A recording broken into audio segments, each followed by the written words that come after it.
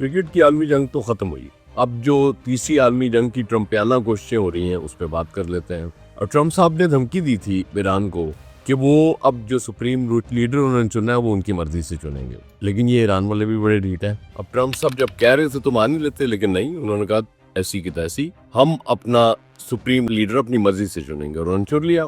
मुश्तबा खामनाई साहब के बेटे हैं। सबसे ज्यादा इन्हीं पे एतराज था ट्रम्प साहब को। वैसे तो वो ये भी धमकी दे रहे हैं कि वो ज्यादा देर हम जिंदा नहीं रहने देंगे जो भी सुप्रीम लीडर होगा। ठीक है, आपके पास ताकत है, आप दुनिया की सबसे बड़ी, अपने आप को सुपर पावर भी कहते हैं, इजराइल आपके साथ है, आप धमकी तो दे सकते हैं, लेकिन बहरहाल जिंदगी मौत स्टिल हम समझते हैं कि अल्लाह के हाथ में है। आप अपनी कोशिश करके देख लें। ईरानी बहरहाल पीछे हटने के लिए तैयार नहीं है। ईरानी वजीर खारजा ये कह रहे हैं कि सीज फायर की बात हमसे ना की जाए। हमसे अगर बात करनी है आप तो मुस्तकिल जंग की बात करें, क्योंकि हम जंग का खात्मा चाहते हैं। पूरी दुनिया पे असरात तो ऑलरेडी इस जंग के मुरतब हो रहे हैं। हम पेट्रोल की प्राइसेस जैसे कि भुगत रहे हैं और गवर्नमेंट हमारी चूंकि समझदार लोगों पे मुश्तमिल है, बड़े आराम से बड़े प्यार से उन्होंने 55 पे बढ़ा दिए। और एक खातून वो जो उसकी तर्जुमान कह लें या मोमिन खसूसी या जो भी कह लें,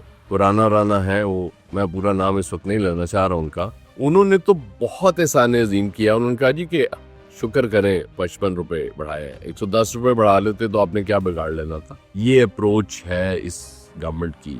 बिल्कुल इसी अप्रोच के साथ ये लोग चल रहे हैं कि क्या कर लेंगे लोग, हम जो चाहे, हमारी मर्जी है, हम फैसले करने में आजाद हैं। तो जब ये हालत हो जाए तो फिर दुआई की जा सकती है कि अल्लाह रहम करे आम लोगों पे, अवाम पे। वैसे मुझे एक इनसे गुजारिश भी करनी थी अपने हुक्मरानों से कि आपकी बड़ी मेहरबानी आप अवाम और कौम का नाम लेना बंद कर दें, क्योंकि आप झूठे लगते हैं। आप जब जाहिर है आप हर फैसला कौम और अवाम के मफाद के खिलाफ कर रहे हो और फिर कहें जी हम रिलीफ देना चाहते हैं, बड़ा दर्द है, तो बड़ा अजीब लगता है। देखें कहाँ आलमी जंग से हम अपनी जंग पे आ गए। दायरा सबसे ज्यादा इम्पोर्टेंट हमारी जाती जंग होती है, वो इसलिए होती है कि हमने सरवाइव करना होता है।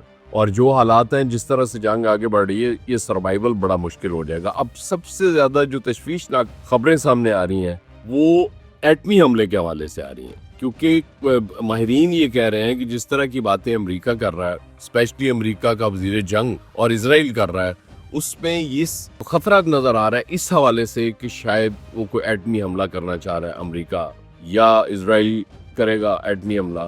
तो अगर खुदा न खास्ता ये हुआ तो फिर दुनिया की कोई ताकत तीसरी आलमी जंग को नहीं रोक सकती, क्योंकि फिर बात सिर्फ ईरान पर एटमी हमले तक नहीं रहेगी, ये बात बहुत दूर तक जाएगी। ट्रम्प साहब ये आप भी जहन में रखिए। बहरहाल इस दुआ के साथ आज की बातचीत खत्म करते हैं कि अल्लाह इस दुनिया पे रहम करे।